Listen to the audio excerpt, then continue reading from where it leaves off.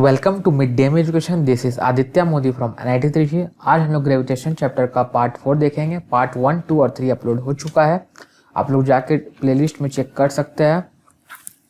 और साथ ही जो लोग नया है उनको बता देता हूँ, पूरा लेक्चर सीरीज चल रहा है जिसमें हर चैप्टर का वीडियो लेक्चर्स और जो भी पढ़ाता हूँ उसका नोट्स डिस्क्रिप्शन में मिल जाएगा। इस चैप्टर का भी नोट्स डिस्क्रिप्शन से जाकर डाउनलोड करें और उसको रिवाइज करें। तो आज हम लोग स्टार्ट करेंगे एक क्वेश्चन के साथ। तो क्वेश्चन दिया हुआ है, object is thrown vertically upward and rises to the height of 13.07 metre. The velocity with which object was thrown upward and the time taken by the object to reach the highest point. तो ये question जो है पिछले part में जो concept पढ़ा था उसके ऊपर आधारित है। तो सबसे पहले एक रफ फिगर बनाना है कोई भी क्वेश्चन को देख के। तो कोई ऑब्जेक्ट को फेंका गया जो रुक गया ऊपर जाके, किस हाइट में रुका? वो रुका 13.07 मीटर पे। अब हमको क्या फाइंड करना है? हमको फाइंड करना है किस वेलोसिटी से इसको फेंका गया था और कितना टाइम लगा पहुंचने में। तो सबसे पहले जो जो दिया हुआ है इन्फॉर्मेशन वो लिखते हैं।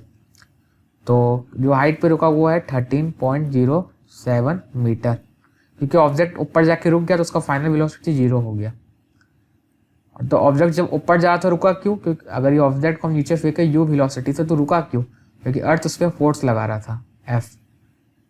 ठीक है, तो किस एक्सेलरेशन से वो नीचे जा रहा था? वो नीचे g एक्सेलरेशन से जा रहा था, acceleration due to gravity. a equal G equal क्या हो गया? इक्वल टू -9.8 मीटर पर सेकंड स्क्वायर। माइनस क्यों लिए? क्योंकि ऑब्जेक्ट को फेंका ऊपर, क्योंकि खिंचा नीचे रहा है, अपोजिट डायरेक्शन में अर्थ का फोर्स लग रहा है। किस एक्सेलरेशन से लग रहा है? -9.8 मीटर पर सेकंड स्क्वायर। ठीक है, अब हम लोग क्या फाइंड करना है? Velocity with object was throne.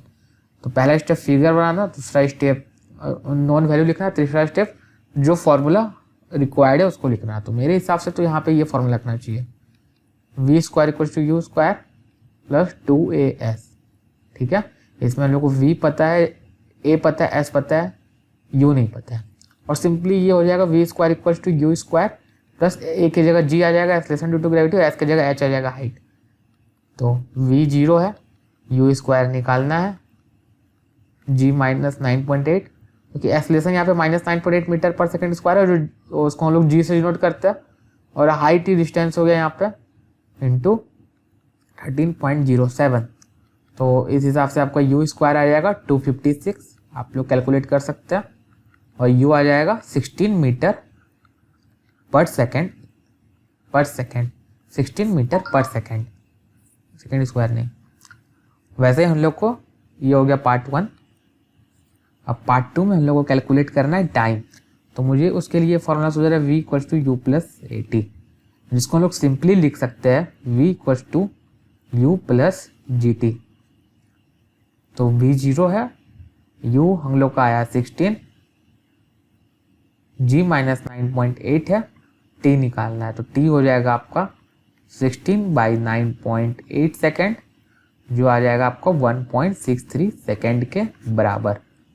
ठीक है, तो इस हिसाब से हम लोगों का कैलकुलेट हो गया वेलोसिटी जिससे उसको फेंका गया था ऊपर, और कितना टाइम लगा उसको ऊपर पहुंचने में। ठीक है, अब हम लोग पढ़ेंगे मास के बारे में। तो मास क्या है? Mass is the quantity of matter contain in a body. कोई भी ऑब्जेक्ट है उसमें कितना मैटर कंटेन है। जैसे हम लोग मैटर पढ़े थे ना केमिस्ट्री में, anything that occupy space, 3 form में होता है, सॉलिड, लिक्विड और गैसियस फॉर्म में होता है।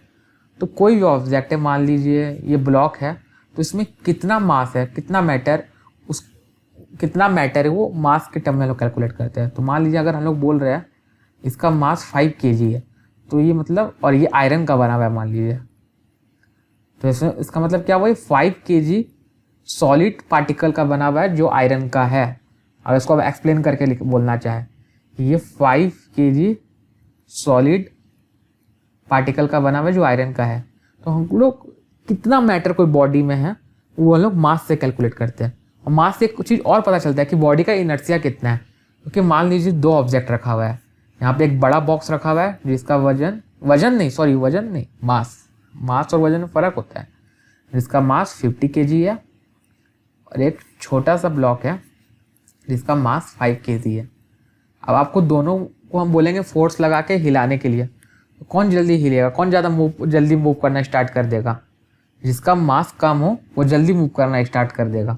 5 kg वाला जो है वो जल्दी मूव करेगा एज कम्पेयर टू 50 kg, मतलब ज़्यादा आसानी से मूव करेगा।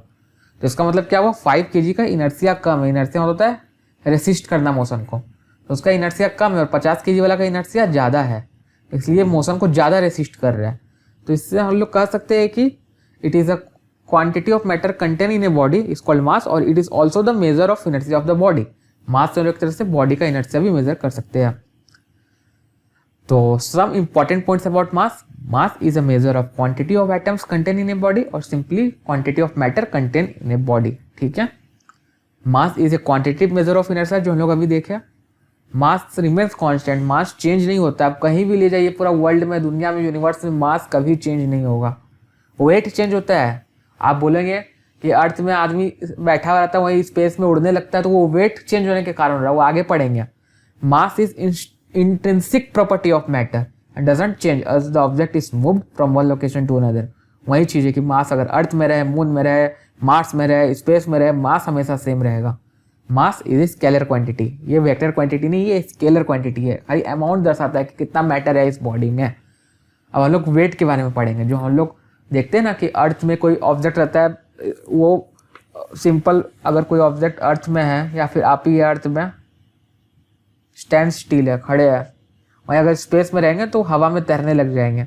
तो आपका वेट चेंज होने के कारण होता है। वेट क्या होता है? वेट होता है it is a gravitational force with a body with which होगा यहाँ पे, with which a body gets attracted towards the surface of the earth, towards the surface of the earth. Earth में आप कोई भी बॉडी किस ग्रेविटेशनल फोर्स से खिंचाता है उसको हम लोग वेट कहते हैं, Fg ग्रेविटेशनल फोर्स। कोई भी बॉडी में जो ग्रेविटेशनल फोर्स लग रहा होता है उसको सिंपली हम लोग वेट कहते हैं। तो यहाँ पे दिया हुआ भी है, weight equals to F net external equals to m into g. m हो गया आपका मास और g हो गया एक्सलेशन ड्यू टू ग्रेविटी। तो हम लोग वेट कहते हैं mg को, कि आपको अर्थ किस फोर्स से खींच रहा है, जितना फोर्स से खींच रहा है कोई भी ऑब्जेक्ट को, उसको हम लोग कहते हैं वेट। तो हम लोग का वेट चेंज हो जाता है, जी का वैल्यू चेंज होता है तो वेट चेंज हो जाता है। जिसके कारण कोई ऑब्जेक्ट अगर अर्थ में है तो उसमें W वेट लग रहा होता है, और जो mg के बराबर होता है वही स्पेस में जाता है तो g का वैल्यू चेंज हो जाता है, जिसके कारण वेट चेंज हो जाता है। मास हमेशा कांस्टेंट रहता है। ठीक है, some important point of weight. ऐसा unit of weight is newton, क्योंकि वेट एक फोर्स है जो अर्थ जिस फोर्स से आप लोगों को खींच रहा है उसको वेट कहते हैं। अर्थ को हटा के आप सिंपली कोई भी प्लैनेट लिख दीजिए तो उसको वेट कहते हैं। तो इसलिए फोर्स का ऐसा यूनिट न्यूटन होता है, तो वेट का भी ऐसा यूनिट न्यूटन होगा। Weight is a vector quantity, force vector quantity है तो वेट भी वेक्टर क्वांटिटी होगा, क्योंकि weight is simply a force with which earth pulls the body towards its centre. The weight of the body is directly proportional to mass. जाहिर सा बात है, wait जो होता है वो mg के बराबर होता है, तो वेट जो है डायरेक्टली प्रोपोर्शनल टू मास के बराबर हुआ। और the weight of a body changes with the value of g, so when g decreases the weight of the body decreases. इसलिए कोई चीज़ अगर अर्थ में रहता है और स्पेस में जाता है तो उड़ने लगता है। क्यों? क्योंकि अर्थ में जो होता है उसके ऊपर g लग रहा होता है, जिसका वैल्यू होता है 9.8 मीटर पर सेकेंड स्क्वायर। वहीं स्पेस में जो होता है वो g 0 हो जाता है। तो यहाँ पे वेट इसका कुछ होता है, कुछ वैल्यू होता है जो mg के बराबर होता है, और यहाँ पे इसका वेट क्या होता है, 0 हो जाता है। स्पेस में कोई फोर्स नहीं लग रहा होता, इसलिए उड़ने लगता है। इसलिए जैसे जैसे g चेंज होता है वेट चेंज होता है, g डिक्रीज होता है वेट डिक्रीज होता है। ठीक है, जैसे देखिए ये एक आदमी है, ये अर्थ में अपना वेट मेजर करता है तो उसको 100 पाउंड दिखाता है। ठीक है, ये आदमी अगर मार्स अपना वेट मेजर करता है तो उसको 38 पाउंड दिखाता है। कारण क्या है? कारण है वेट इक्वल्स टू mg होता है, g का वैल्यू अलग अलग जगह बदल जाता है। g का वैल्यू अर्थ में कुछ और होता है, मार्स में कुछ और होता है, जिसके कारण वेट भी दोनों जगह चेंज कर जाता है। ठीक है, अब हम लोग एक न्यूमेरिकल करेंगे इससे रिलेटेड। एक मैन है, पहले क्वेश्चन पढ़ते हैं। Man weighs 600 newton on the earth. एक आदमी है जिसका अर्थ में वेट कितना है, W इक्वल्स टू 600 न्यूटन है। वहीं इसका मास पूछ रहा है क्या होगा अगर g का जो वैल्यू है 10 मीटर पर सेकेंड स्क्वायर है अर्थ में। On the moon his weight would be 100 Newton. वहीं अगर वो चंदा मामा में जाता है तो चंदा मामा में इसका वेट जो है ये हो जाता है 100 न्यूटन के बराबर। तब अब इसका मास क्या होगा? मास तो हम लोग को पता चल गया, मास तो कांस्टेंट होता है। यहाँ से अर्थ में जो मास होगा वहीं चंद्रमा में मास होगा। अब इसका acceleration due to gravity on moon पूछ रहा है यहाँ पे, ठीक है। तो अब सबसे पहले फिगर बनाएंगे, यहाँ फिगर बनाने का कोई दरकार ही नहीं था, कुछ खास फिगर का दरकार नहीं था। सेकंड में हम लोग जो वैल्यू दिया हुआ वो लिखेंगे। तो सबसे पहले वेट ऑन अर्थ 600 न्यूटन, फिर acceleration due to gravity on earth 10 metre per second square, weight on moon 100 Newton.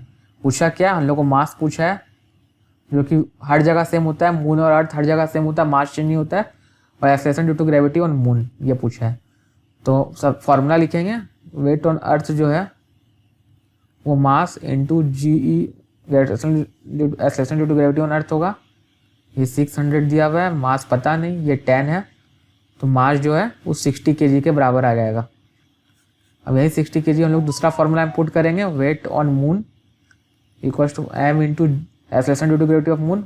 Mass constant रहेगा, वहीं रहेगा जो अर्थ में है, और यहाँ 100 न्यूटन इक्वल्स टू मास जो है 60 आ जाएगा into acceleration due to gravity on moon, और जो ये है वो आ जाएगा 100/60 कट के जो आ जाएगा 5/3 मीटर पर सेकेंड स्क्वायर, ठीक है।